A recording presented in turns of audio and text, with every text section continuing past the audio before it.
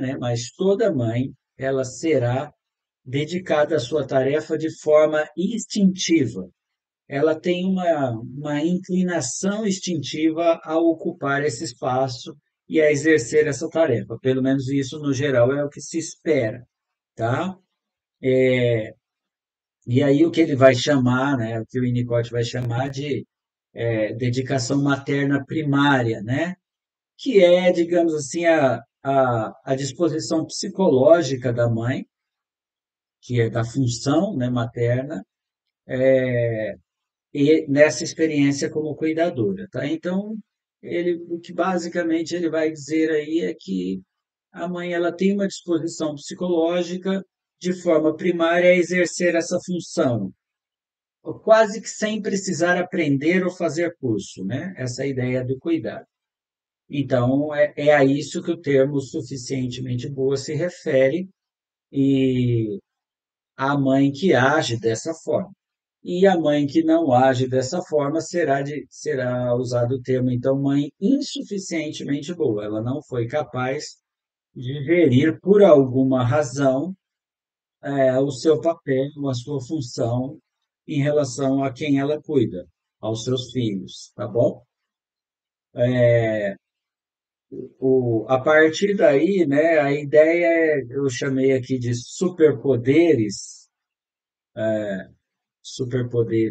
temporários, né, que quem já presenciou direto ou indiretamente essa experiência vai entender e vai perceber que nesse primeiro momento a mãe ela passa por uma espécie de uma hipersensibilidade, né? É como se ela tivesse ali um superpoder, né? De perceber e de organizar as suas funções em função de quem ela precisa cuidar, do seu filho. Então ela percebe, né? Ela tem essa sensibilidade aguçada até para distinguir choro, para perceber horários e etc. E é uma coisa que, no processo de cuidar, ele se torna muito característico, tá?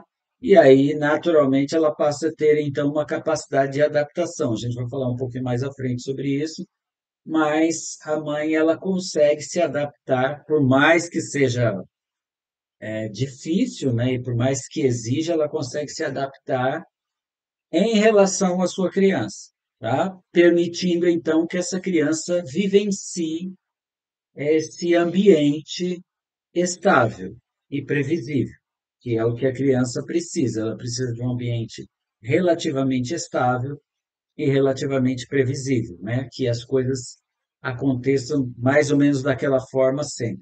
A famosa rotina, né?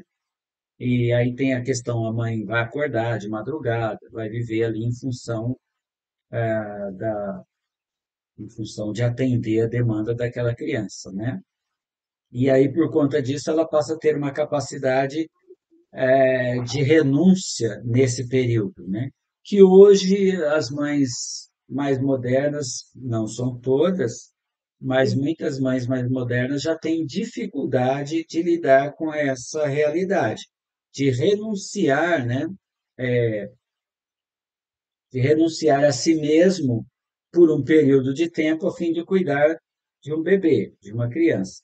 Mas nesse caso, espera-se que uma mãe suficientemente boa, ela tenha essa capacidade, ela desenvolve essa capacidade de renúncia, onde ela precisa colocar a demanda, a exigência da criança acima dela, acima das dela, né? Então ela vai comer, vai dormir na hora que a criança dorme, vai comer a hora que a criança descansa e vai seguir esses processos ali se adaptando. Que são detalhes simples, mas são detalhes que, enquanto não se está exercendo essa função, não se, não se percebe isso, né? Até é muito comum dizer, eu não vou conseguir, mas na hora acaba conseguindo de um jeito ou de outro, tá bom? Então, esses são aí as características de uma cuidadora, né? De uma pessoa que vai cuidar de outro ser. E a gente parte de uma máxima importante para entender essa dinâmica, o desenvolvimento de cada criança, e de cada lar, e de cada mãe, que é uma máxima de Winnicott que não existe bebê. Ele abriu uma palestra, né? Os livros dele basicamente são palestra e ele soltou assim, não existe bebê, né? Não existe bebê sozinho, tá? Isso é uma coisa que precisa ser olhada assim com alguma calma, né?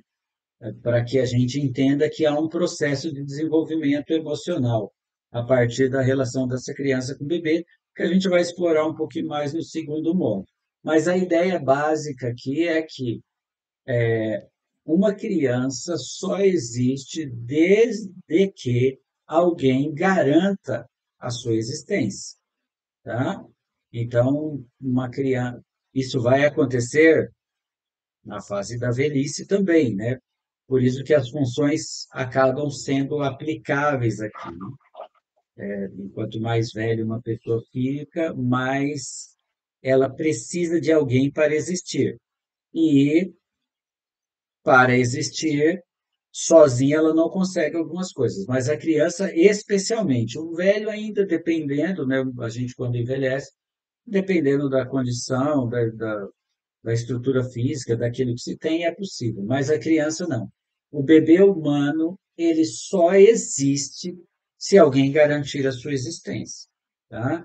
Ele dependerá sempre de um outro fora de si, é o que o Winnicott chama de mãe-bebê. Então, quando a gente usar essa expressão mãe-bebê, a gente não está falando nem da mãe e a gente não está falando nem do bebê. A gente está falando de uma espécie de uma simbiose, de uma relação de um terceiro elemento, tá?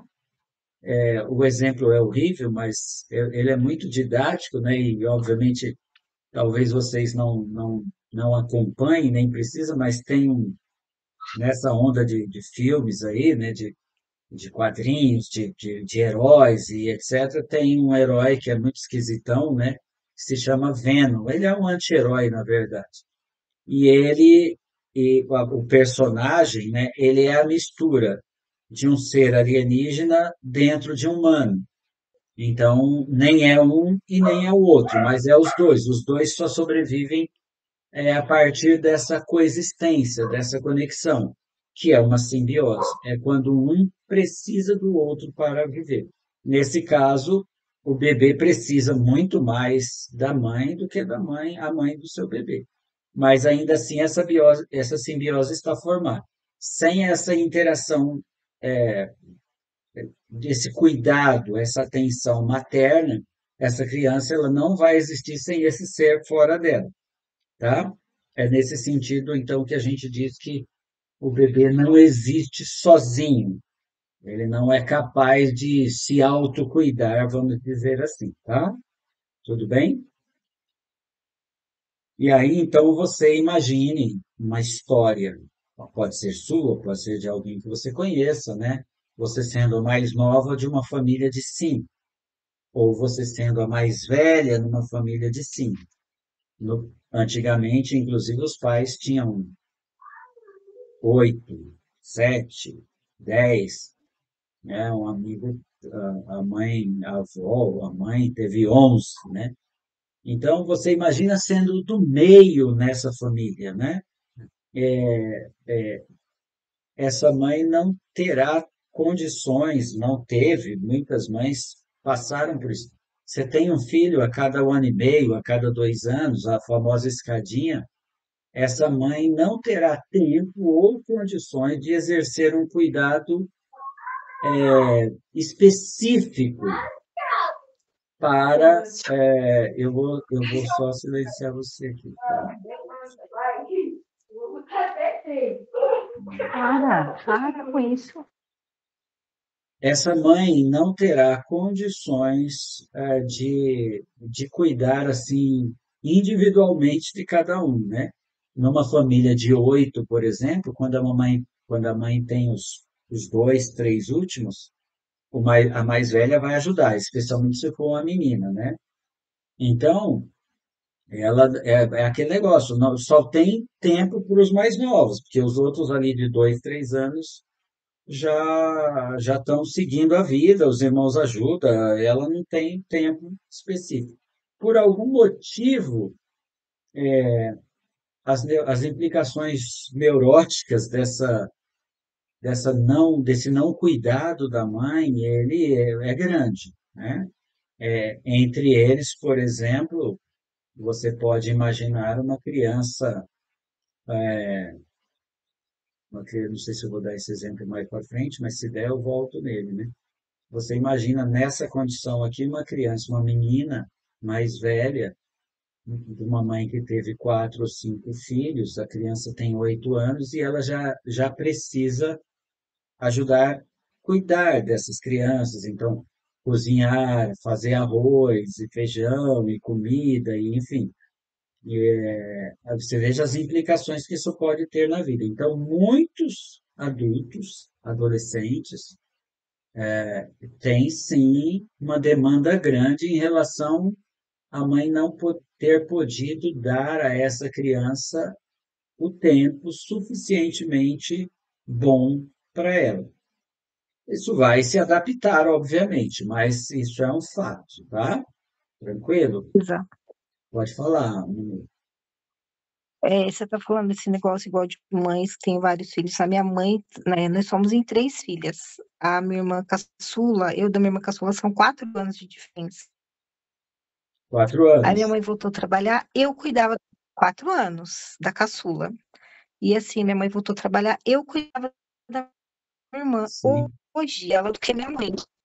Ela é casada, tem os filhos dela, mas tudo que ela vai fazer, primeiro ela vem falar pra mim, para depois falar pra minha mãe. Então, isso que sim, você tá falando, é, né? Assim, eu vivi sabendo com a minha mãe. Falo, mãe, é mais minha filha do que sua. é isso mesmo. E isso traz uma implicação, que é o quê? É uma que a gente poderia chamar, as pessoas chamam hoje de uma adultização da criança, da mais velha no caso. Ela acaba cumprindo um papel para o qual ela ainda não está pronta. Então, ela se torna adulta antes da hora. E aí isso vai ter uma implicação mais tarde, quando eu apresentar para vocês a ideia do brincar e da criatividade. Porque, assim, tudo tem implicação, não tem jeito, né? A gente fala que são as nossas subjetividades, a maneira como nós vamos reagindo a esse ambiente e às necessidades que esse ambiente vai impondo aos próprios filhos. Isso é uma realidade até hoje para muita gente. Hoje, menos, porque uma boa parte das famílias optam em ou não ter, ou ter menos, né? Hoje, 2 filhos, talvez, seja uma grande meta, né? Passou disso, já traz desespero aí para a galera.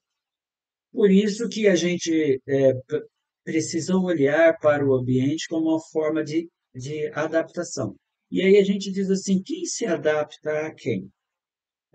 Eu estava fazendo uma aula sobre esse tema, mais ligado ao brincar, e eu não sei se eu citei isso na nossa aula de apresentação, mas o, o professor dizia, né, que uma amiga dele foi visitar uma colega que teve um bebê, e a casa já era ali, já tinha uma certa agitação, o pai ligou o liquidificador e o bebê que estava dormindo acordou assustado.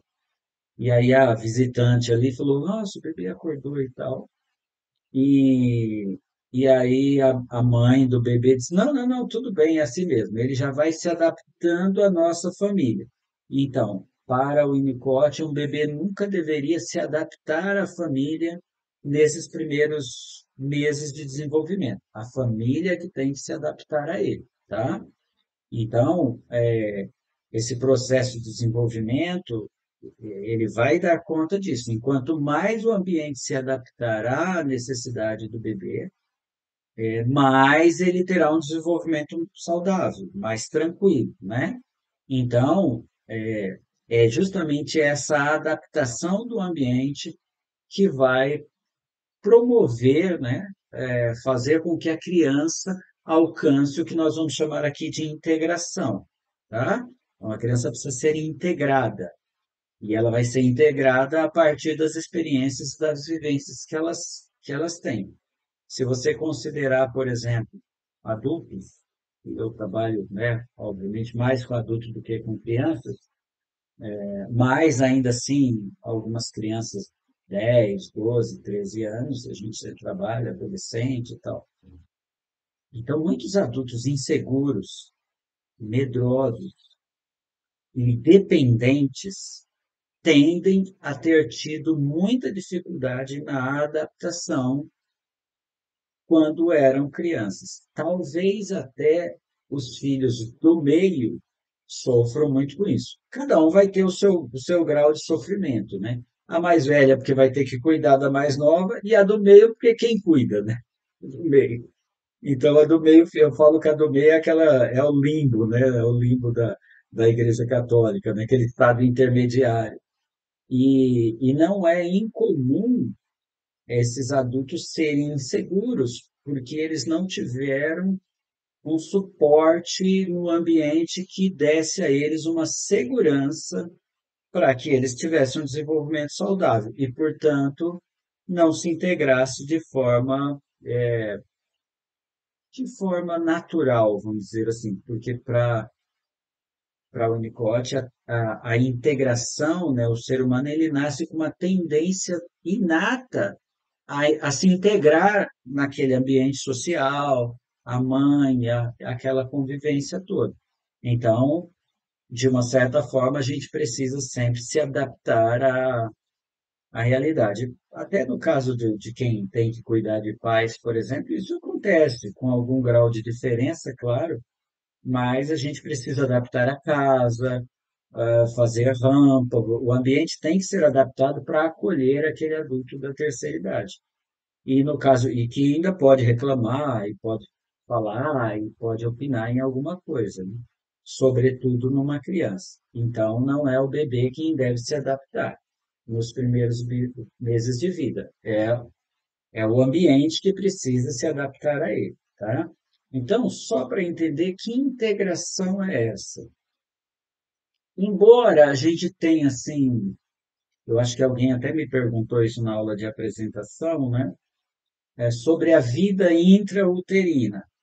É uma vida, ela está crescendo, ela tem toda a estrutura, ela está sendo desenvolvida fisicamente. Mas, para a psicanálise, a gente vai trabalhar a partir do nascimento, né? Quando essa criança, então, ela sai daquele ambiente literalmente uterino, né?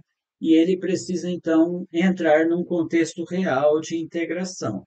Então, a ideia de integração aqui é o ser, é o indivíduo, é o que a gente vai chamar aqui de self, de uma personalidade, que já não vem pronta. A gente tem muito mito sobre isso, né? Já ouvi mães de crianças, de bebês de 4 meses, né? Dizerem assim, que bonitinho, a gente deu um celular de brinquedo para ele, mas ele não quis, ele só quer o de verdade. Quer dizer, isso é quase impossível, né? Porque o bebê de 3, 4 meses, ele nem enxerga direito, né? Ele só é atraído pelo movimento. Então, nós estamos falando de um sujeito que ainda não é, porque um bebê, e é interessante que importante que vocês entendam isso, o bebê, ele não tem uma consciência clara ainda da sua individualidade. Ele não está integrado. Um exemplo bacana que eu achei, assim, para ilustrar nos meus devaneios didáticos, né? Não sei se você já comprou alguma vez na sua vida, mas eu já comprei várias vezes, né? Quando os meus meninos eram pequenos, caixa de quebra-cabeça. Uma caixa de quebra-cabeça, ele vem fechadinho com o desenho do que está lá dentro, mas você chacoalha a caixa,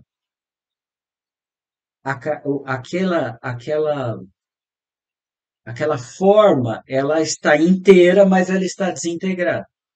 Ela não está integradinha, ela não está montadinha, ela não está terminada. Então, quando você abre uma caixa de quebra-cabeça, você joga as peças no chão e aí você vai então encaixar as pecinhas. É mais ou menos isso que o ambiente faz com o seu bebê.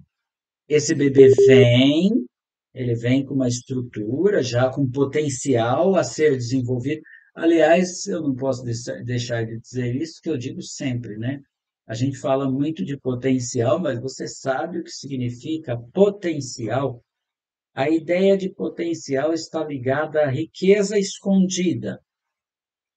Tem até uma passagem bíblica que o sujeito acha uma pérola no terreno que não é dele, ele enterra a pérola de volta, se eu não me engano, vai, vende tudo que ele tem e compra aquele terreno, porque aquele terreno tem um potencial a ser descoberto, a ser desenvolvido, tá? Então é disso que nós estamos falando. Todos nós passamos por esse processo de ser integrado a partir de um sujeito fora de nós, a partir da mamãe, do papai, da família, como eu vou incluindo aqui, né? Por isso, o ambiente precisa estar adaptado para fazer isso. Se você já montou um quebra-cabeça, dependendo da quantidade de peças que tinha o quebra-cabeça que você montou e da figura, chega uma hora que você vai, e chega uma parte que você não acha mais, né? Que é tudo muito parecido. Aí você deixa um pedacinho desmontado, aí deixa lá desmontado. Então, é mais ou menos guardado as devidas proporções o que pode acontecer com uma criança que não foi devidamente adaptada, não foi devidamente acolhida e, portanto, não conseguiu criar conexões de integração com o seu ambiente. Ela fica faltando algumas pecinhas, por assim dizer, que aí isso vai ser desenvolvida ou vai ser reparada, né, em novas experiências mais lá na frente. Mas a ideia de integração é isso. O sujeito, meu filho tem a personalidade do pai. Ele não nasceu com a personalidade. Lógico que tem uma carga genética aí, né? O famoso temperamento. é, isso, isso a gente não vai fugir. Isso faz parte do pacote, sim. Mas essa identidade, ela, ela é uma identidade que ela vai dependendo dessa integração, tá? Tudo bem aí? Estão me acompanhando? Entenderam mais ou menos esse conceito de, de criança não integrada, por isso que a gente usa a expressão não eu, tá? Porque ele ainda não, por assim dizer, não é um eu, ele não é um self todo ainda, ele vai depender desse acolhimento e dessa estrutura que vai trazer a ele essa, essa dinâmica mesmo de convivência, tá? De desenvolvimento emocional, é disso que a gente está falando, psíquico, físico e emocional, mental e emocional. É disso que a gente está falando. Tudo bem? Ficou claro aí esse conceito? Qualquer coisa vocês podem interagir e perguntar aí, tá? Porque às vezes a gente parece que a gente está ofendendo quando a gente diz que a criança ela é um não eu, né? Mas ela não é uma identidade ainda, ela não tem noção da sua própria identidade. Isso vai ser desenvolvido, tá? Dentro do ambiente. Então, por isso que o ambiente, a família, né? A estrutura familiar, o lar, essas coisas todas, se torna-se muito importante para o desenvolvimento de uma criança, né? Não temos como fugir disso. Aí, quando adulto, a gente vai lembrar disso e vamos ressignificar algumas coisas. Tá? Tranquilo? Estamos junto aí? Vamos seguindo aqui bem. E aí, então, a gente falou, então, desse primeiro momento, dessa pessoa que vai acolher essa criança, tá? Que a gente chama de mãe, né? Que a criança só vai identificar como mãe mais adiante. No primeiro momento, a criança, ela tem uma expressão que a gente usa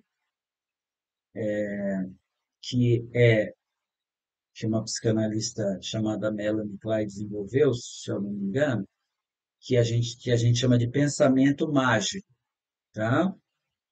Então, a criança ela vai experimentar a vida, aquele primeiro indício de vida, a partir de prazer e desprazer. Eu acho que eu mencionei isso na nossa aula lá.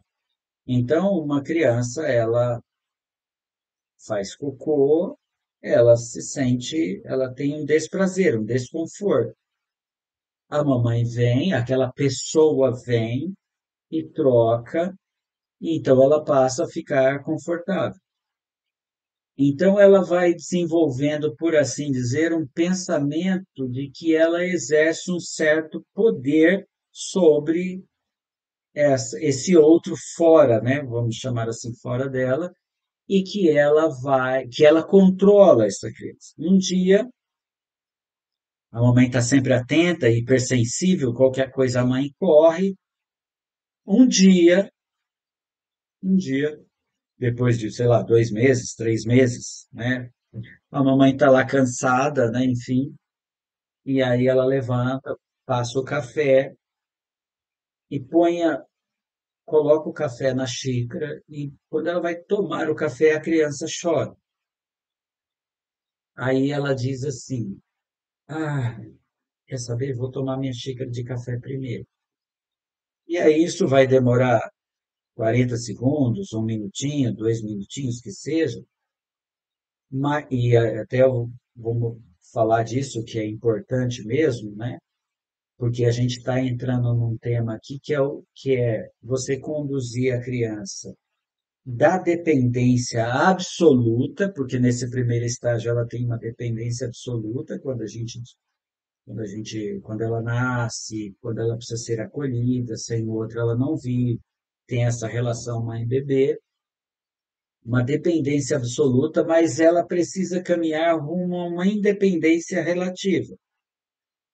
Então, quando a mãe decide não atender naquele momento de pronto, talvez, que é uma coisa necessária, vai ser a primeira sensação estranha para essa criança de realidade. Porque ela falou assim, opa, como se ela dissesse assim, né? Opa, como assim?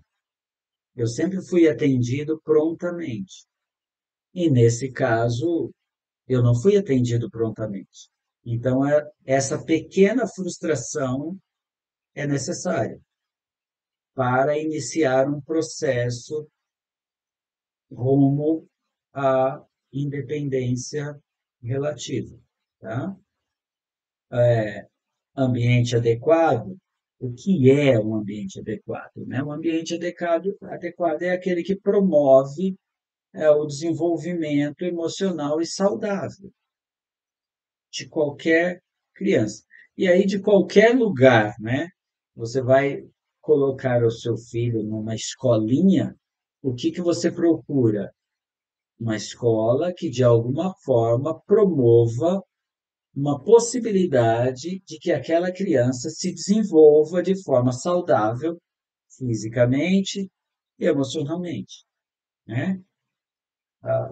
Quando adulto, por exemplo, se você está no emprego, você arruma um trabalho, se aquele ambiente ele não colaborar para que você tenha um desenvolvimento minimamente saudável, aquilo começa a te dar paura, começa a te dar coisa, né? E aí muita gente não dá conta, e estressa, tem burnout, pede a conta, sei lá. Então, de uma certa forma, a gente sempre procura um ambiente que seja adequado para atender a nossa expectativa. Então, um ambiente familiar adequado é um ambiente que promove esse desenvolvimento emocional saudável e oferece à criança uma oportunidade de seguir de forma contínua o seu potencial.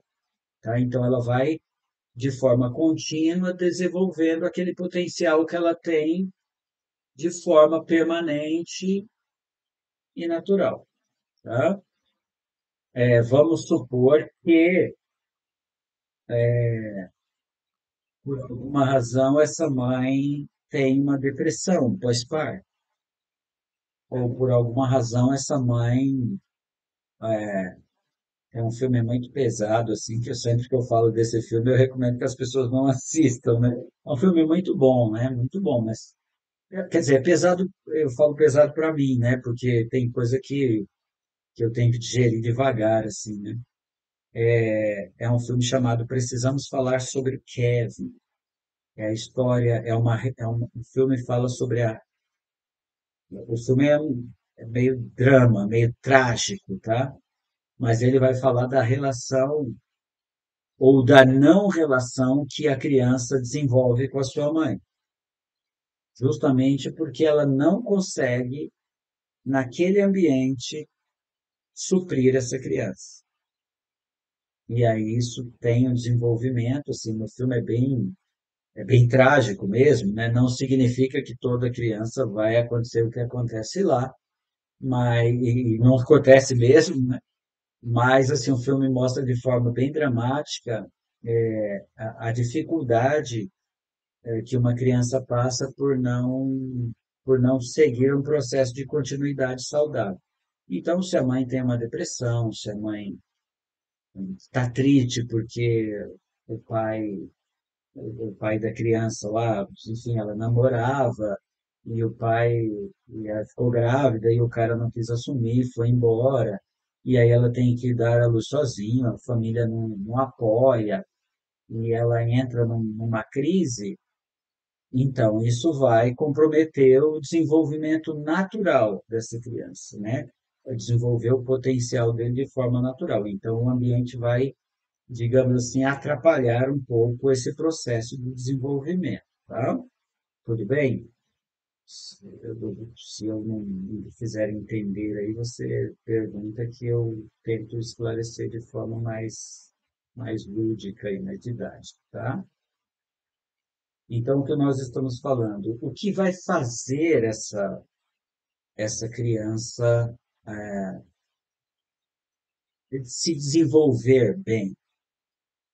O que a gente vai chamar, que o Nicole chamou de holding, sabe? O ninar, né? A ideia é sustentação, sustentar, né? É apoiar, é suporte. Então, o que todo bom ambiente, toda família precisa fazer é dar suporte para que seus filhos e suas crianças se desenvolvam. E como eu costumo dizer, esse negócio dá trabalho mesmo. Sabe? Se é um pai minimamente bom, cara, dá trabalho. Vai energia, vai horas de sono. A mãe, então, nem se fala, dá trabalho mesmo. Né? Então, quando uma pessoa falou assim, quando uma jovem falou assim, eu só vou ter. As falas são as mais variadas, né? Eu não quero ser responsável não quero ter filho porque eu não quero ser responsável pela vida emocional de uma outra pessoa, visto o estrago que eu vivi. É um olhar, né? Não, eu só vou ter um filho quando o meu parceiro, meu marido, ele entender que ele tem a mesma obrigação que eu.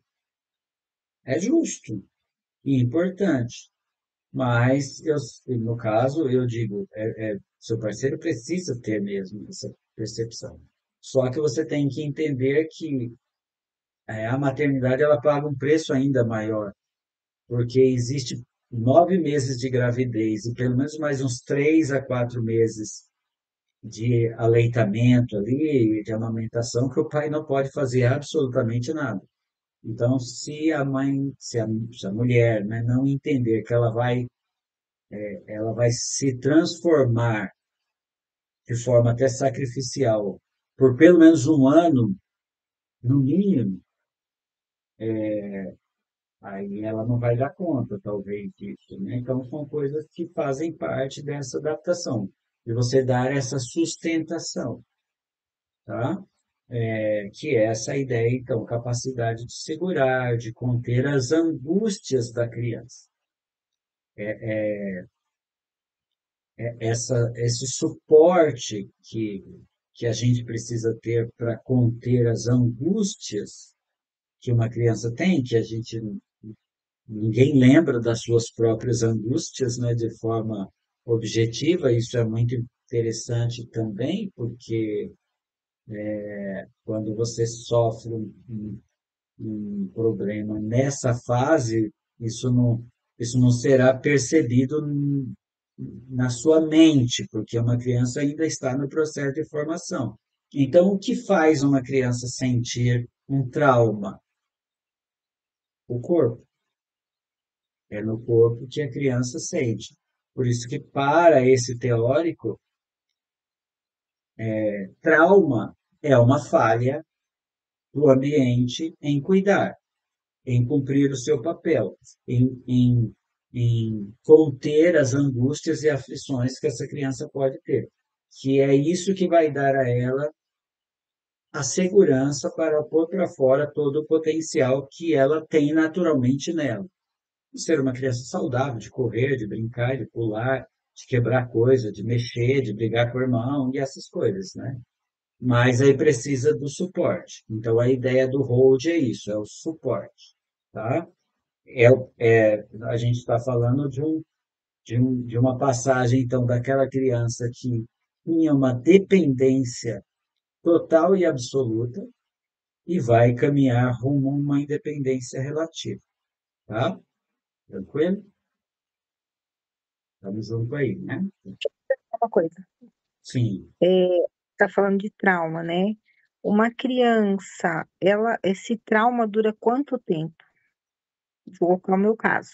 Vou colocar o meu caso. A Mariane chegou pra gente com 6 meses. sim, E assim, ela foi rejeitada, ela nasceu de 7 meses, ficou um tempo no hospital e foi para o abrigo. Ok. sim, Quando a gente conheceu, ela tinha 6 meses, mas ela tinha um olhar triste. Todo mundo sim. falava pra mim, ela tem um olhar muito triste. Aí, assim, eu fui correndo atrás, fui estudando, fui tirando dúvida com a criança, esse trauma fica por muito tempo. Hoje, a Mariana é uma criança feliz, é espoleta, pula, grita, fala pra caramba, fala mais igual a mãe. Eu falo Sim, por a mim, fala demais.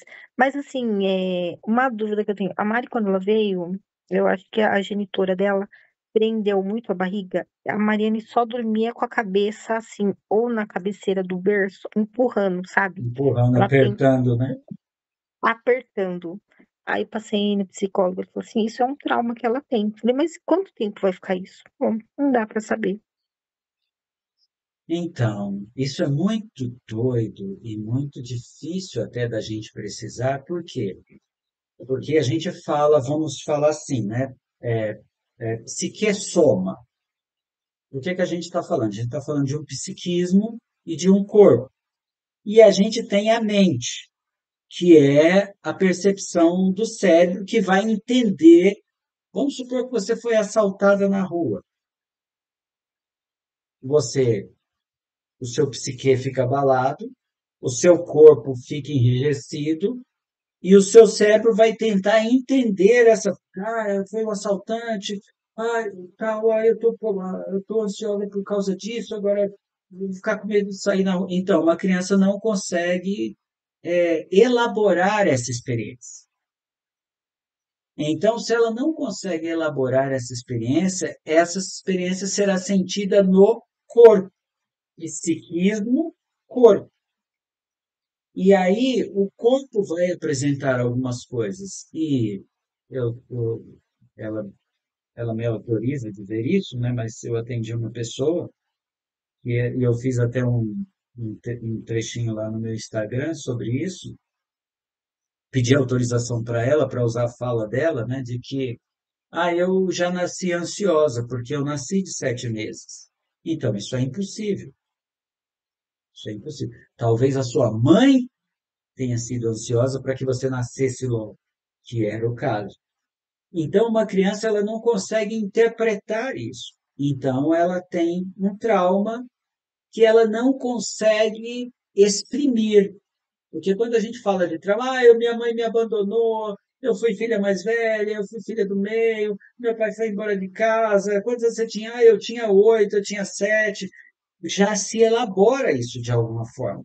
Mas uma criança de 6 meses, ela não tem, ela vai sentir isso no corpo. Eu lembro de há muito tempo atrás, eu estava vendo uma matéria na televisão que era uma espécie de abrigo, mas não era bem um abrigo no conceito que a gente tem de abrigo, de recém-nascidos cujas mães abandonaram as crianças ou morreram, ou alguma coisa assim. Eram bebês. Fizeram a matéria lá e a enfermeira, ou, enfim, a pessoa que estava lá, falou assim, gente, eu queria realmente convidar vocês aqui para virem abraçar essas crianças. Porque, assim, nós não conseguimos dar conta de abraçar todas por muito tempo. E a falta de contato físico as deprime.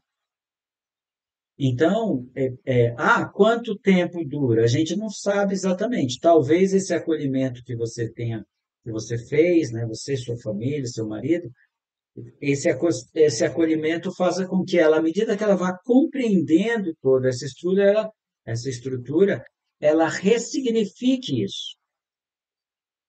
E fala, tudo bem, aconteceu isso, mas depois uma pessoa me pegou, é minha mãe, eu até me pareço com ela, eu falo com ela como ela, né? Você vê que a convivência cria os hábitos e tal, e ela ressignifique isso. Pode ser? Pode ser que ela tenha uma angústia que ela não sabe de onde vem, esse sentimento de não ser acolhida. É, quando uma criança nasce, você não lembra, vocês não lembram disso, nós não lembramos disso. Mas a nossa primeira experiência de prazer, de satisfação, é a nossa primeira mamada. Porque veja só, até poucos minutos antes não, você se alimentava via cordão umbilical, você estava acolhida dentro de um útero. Esse negócio foi cortado, então essa criança passa a ter fome, e aí isso a incomoda, ela não sabe o que é, não sabe nominar, verbalizar, ela não tem como fazer isso. Então os médicos dão ali, eu não sei como é, alguns dão banho, não sei o que, e dão para a mãe. Quando ela é colocada no colo da mãe, então ela tem um prazer, digamos assim, uma experiência dupla, de acolhimento e de saciedade, porque Uhum. ela estava com incômodo, que era fome, ela não sabia que era fome. Essa fome foi saciada ao mesmo tempo que ela foi acolhida. Pronto, aí nós passamos a desejar isso de novo. Você já viu como quando a gente, quando fica mal, quer comer doce, chocolate e tal, e eu não posso viver sem chocolate, né? Como a gente vai ficando meio, como comida é símbolo de satisfação, de prazer, eu como com os olhos, né? Minha esposa fala muito isso. Porque essa é o prazer.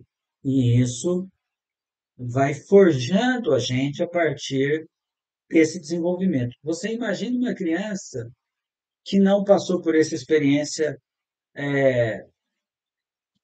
meia hora depois, 1 hora depois, 1 hora e meia depois, sei lá, 3 horas depois, e aí ela vai para uma estufa, vai para algum lugar e alguém pega uma mamadeira e coloca nela assim, até com pouco contato. Então, isso já abre uma possibilidade, já abre um leque, né? Então, a gente não tem como saber até onde dura, mas a ideia de trauma é uma fissura. Eu gosto de ler isso aqui, tá? Principalmente para o pessoal evangélico, porque isso é de um escritor ali dos anos 70, mais ou menos, o cara já morreu, e ele é um psicólogo e ele é cristão. Então eu sempre leio isso aqui para as pessoas, dizendo assim, é um recorte, tá? Ele está dizendo assim, como por exemplo, ele está falando, né, dos traumas e etc. Como por exemplo, quando uma criança tinha que correr atrás de um pai alcoolizado, e aí ele já está falando de uma criança maior, 6 anos, 7 anos, tá?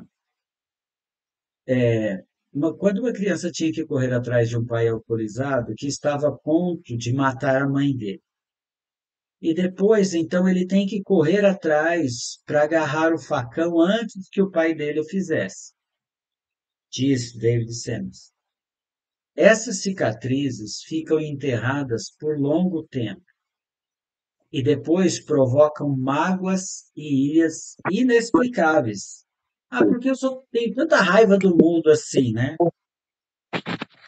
É, e olha aí, né, eu sempre falo isso com devido respeito, né? Quem me ouve sempre já sabe que quando eu vou falar com todo respeito, eu vou chutar um balde, né?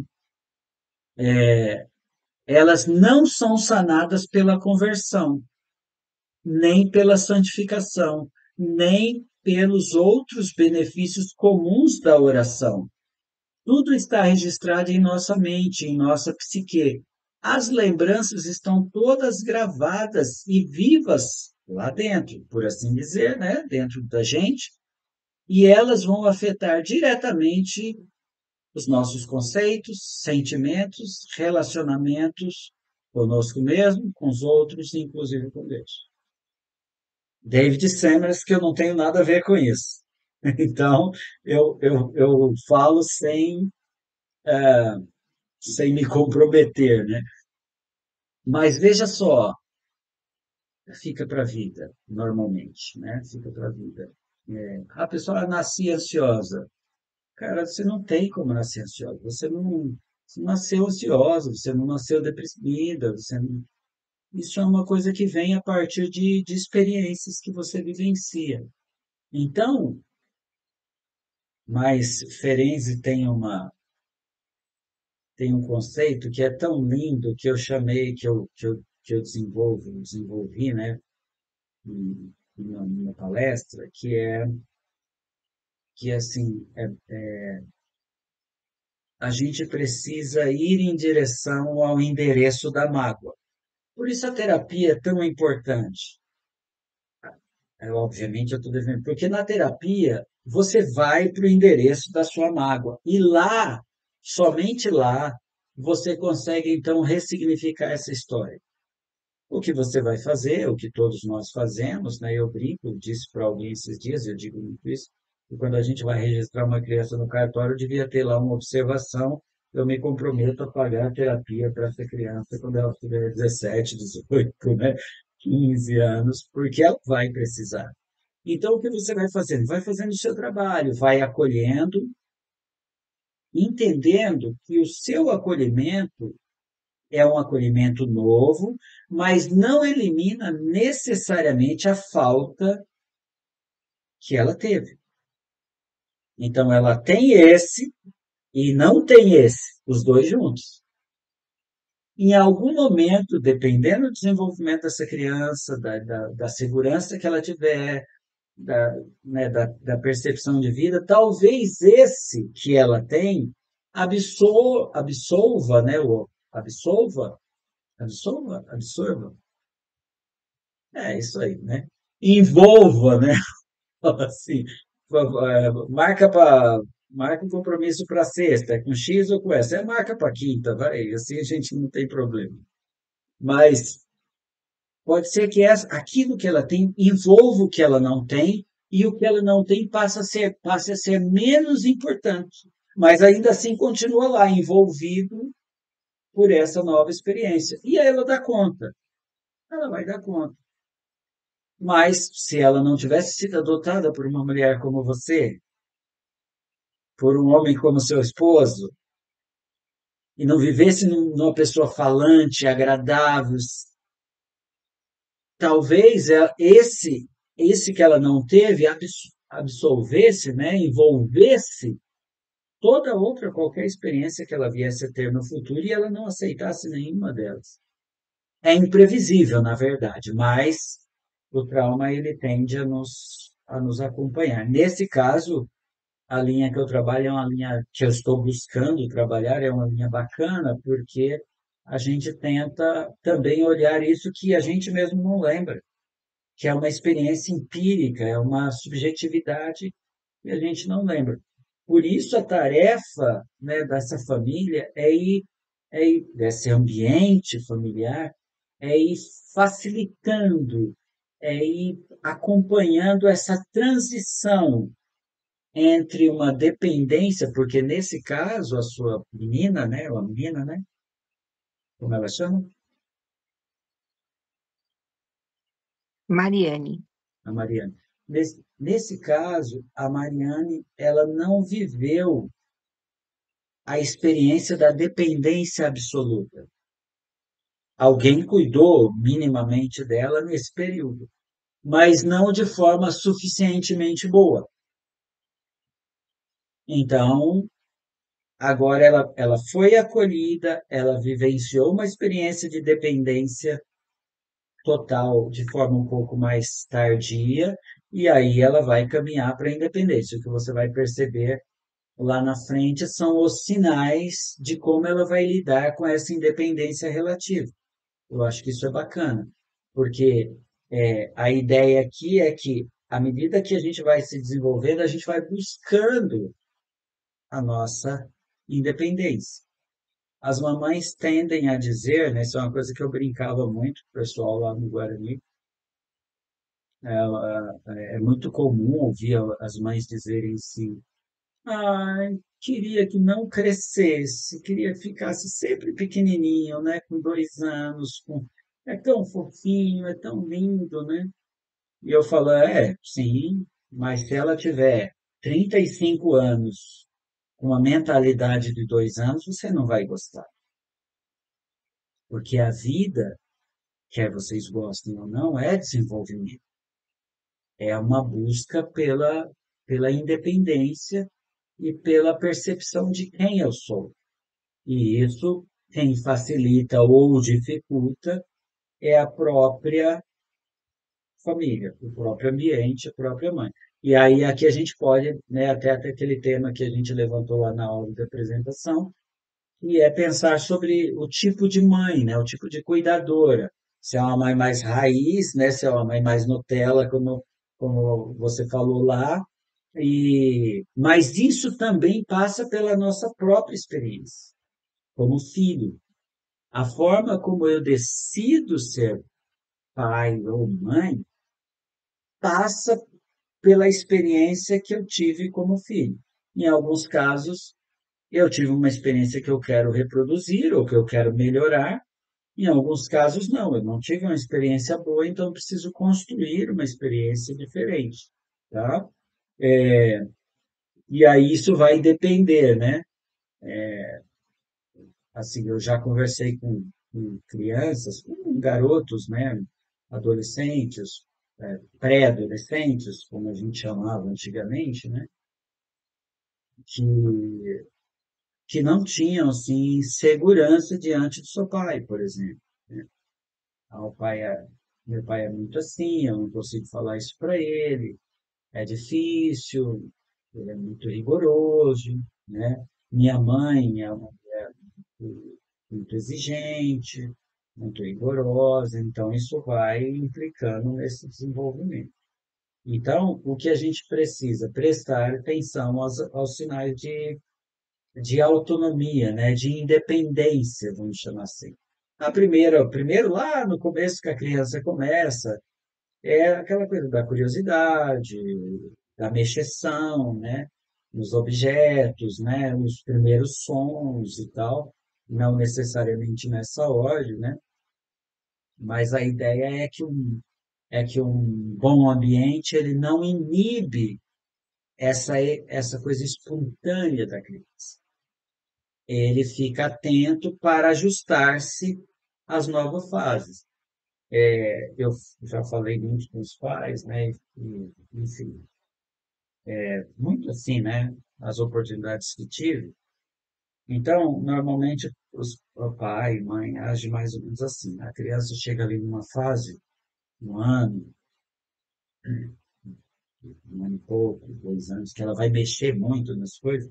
E criança tem aquele negócio, né? Você diz não, ela vai mexer, né? Aí você pega um negócio, põe ali e diz assim: não mexe aqui, hein? Senão você vai apanhar. Aí não tem jeito, né? Você fala não para eu não mexer, eu vou mexer, porque eu mexo. Não quero nem saber. Eu vou mexer. Imagina uma criança. Aí ela vai e mexe. É o seu celular, é a sua taça de cristal, é o quadro que está na estante, sei lá. E ela diz, homem, teimoso, eu já falei para você, não é para mexer nisso, senão você vai apanhar. Aí você coloca num lugarzinho mais alto. Aí a criança vai lá e mexer de novo.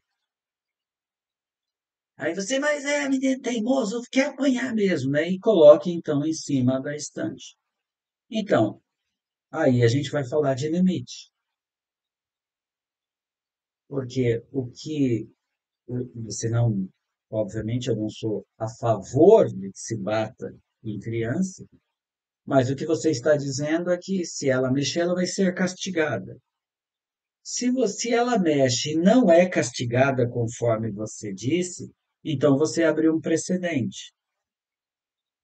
E aí ela alastrou o limite dela. E você negociou a sua referência de autoridade para essa criança, né? De limites, porque a gente tem essa responsabilidade também, né? De dar a essa criança limites. Então, a gente vai trabalhar isso lá no terceiro modo, que é a questão do limite, dos limites e dos afetos, né? Mas é importante que a criança ela não sofra inibição ou privação, tá? Mas ela tem a espontaneidade dentro do limite ali, obviamente. É o que você não pode dizer que vai fazer uma coisa e não faz. Aí você precisa deixar a criança sem essa inibição. Eu costumo dizer que a minha geração foi uma geração inibida, né? No geral, antes eu faço uma divisão não científica ali dos anos 80, né? Antes e depois dos anos 80, mas essa geração antes dos anos 80 era uma geração muito inibida, né? Os pais eram grosseiros, autoritários. Eu citei para alguém, eu acho que hoje, que eu atendi uma pessoa que ela era canhota, fazia tudo com a mão esquerda, menos escrever. Ah, não é possível isso. Aí ela falou, que quando eu era menina, que eu entrei na escola, meu pai pegou ele tinha uma ripa lá, uma régua de madeira, aquelas réguas grandes, né? E a menina estava escrevendo com a mão esquerda, ele deu uma lapada assim, né? Escreve com a mão de certo. A criança foi inibida da sua autenticidade. Então ela faz tudo com a mão esquerda, menos escrever. Então é dessa inibição que a gente está dizendo, que o ambiente pode fazer, né, com uma criança, tirando assim essa liberdade de autonomia, né, que ela tem. Eu já estou falando bastante tempo aqui, mas enfim, vou dar uma acelerada aqui, né? Uma coisa importante, né, que se você, eu não sou especialista nesse segmento em particular, mas é comum para terapeutas de crianças, mesmo de 5 anos, 4 anos, 6 anos, eles trabalharem com o brincar.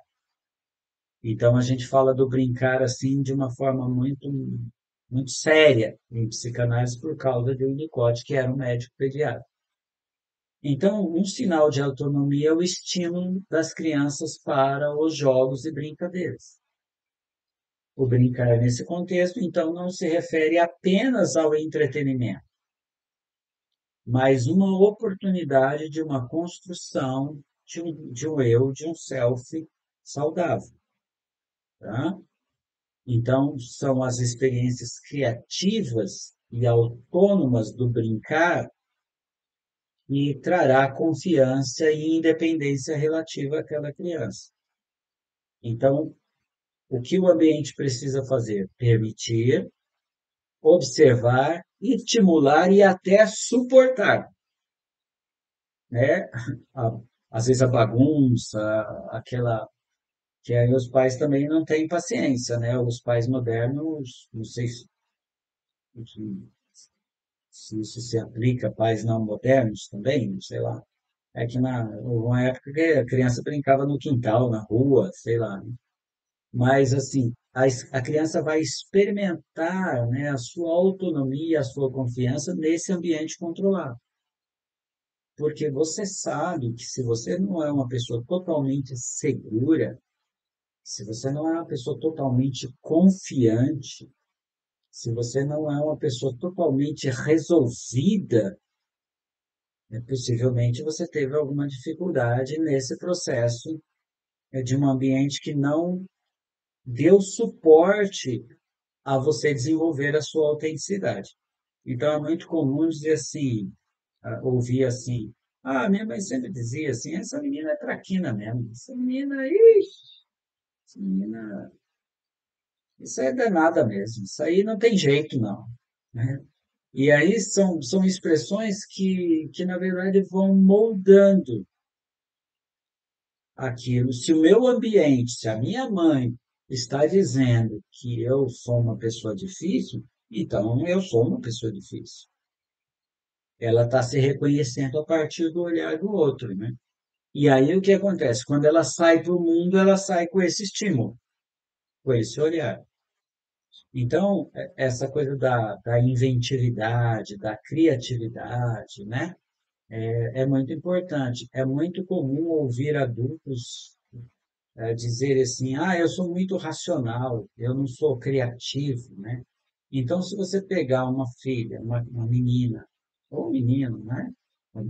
Mais velho, cujos pais tinham uma instrução, um grau de instrução baixo, né? Uma relativa pobreza, né? Que era uma realidade comum ali nos pré-anos 80, as coisas eram de alguma forma mais difíceis, um pai alcoólatra, uma mãe passiva, e que 8 anos ela assume a responsabilidade de cozinhar, de cuidar dos irmãos, e até de lavar e passar, ela não vai ser uma criança criativa, porque ela não teve, a probabilidade é que ela não seja, né? Porque ela não teve um estímulo para ser criança. Ela não, o potencial criativo dela não foi desenvolvido, não foi suportado, não foi supervisionado, né? Não foi oferecido a ela uma oportunidade de brincar.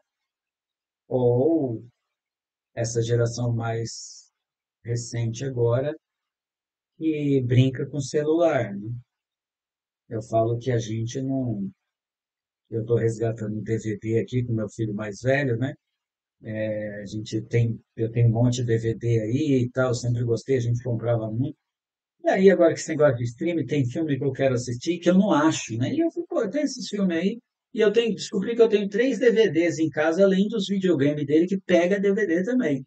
Vamos assistir esse negócio. Aí peguei, estamos recuperando, peguei meus DVD, meti lá na estante, e eu tenho Gandhi, eu tenho muito, enfim, né? Amadeus, tem muito filme legal.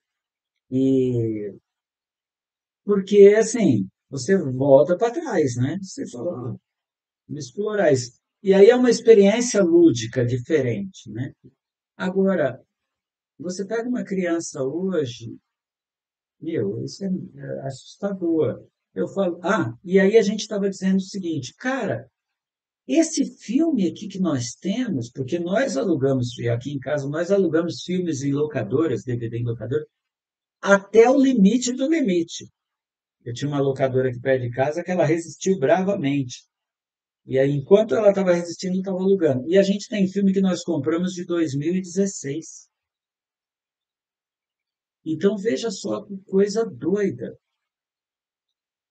A gente não tem a menor noção de como será essa geração que nasceu segurando um celular, porque antigamente, isso é uma coisa que o psicanalista, inclusive, critica, viu? Aí cada um faz o que quer, não tem nenhum problema com isso, tá? Só para registrar, caso alguém escute isso no futuro, né?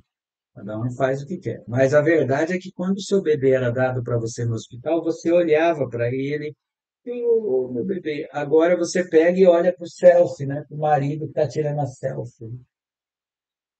O primeiro olhar é para a foto. Sabe essa coisa de você ir no show e ao invés de você ver o show, você fica olhando o celular, gravando só para você ver de novo? Eu tinha conheci uma pessoa que ela gravava tantas coisas que ela acontecia, que eu falei, escuta, você no celular ruim, não é um celular bom, se você se esses negócios tudo pegando, tudo veio, tudo lugar que você vai, tudo. Você fica gravando 1 hora e meia toda vez esses negócios, que eu isso alguma vez. Vai assistir, né? Então você perde a oportunidade de vivenciar uma experiência. E como nesse contexto tudo é uma experiência, né, aqui nesse contexto de ambiente unicotiano que eu estou dividindo com vocês, tudo é uma experiência. Você já reparou que você não lembra muito quantos abraços você levou, mas você lembra quantas surras você levou? É louco isso, né? Ah, quantos abraços sua mãe te deu? Ah, não tenho a menor ideia. Mas a surra que ela te deu, você lembra de umas duas ou três. Porque, de alguma forma, aquela experiência te afetou. Então, ou as experiências boas que você lembra são experiências que te afetaram também, tá? Então, a gente não sabe o que vai acontecer no futuro próximo, né? Mas é necessário que você fique atento a isso. Eu tenho mais alguns itens aqui dentro desse processo de desenvolvimento rumo a essa independência relativa. Por que independência relativa? Porque a gente nunca vai ser totalmente independente, né? Nós somos criaturas de vínculo, nós estamos sempre dependendo de alguém.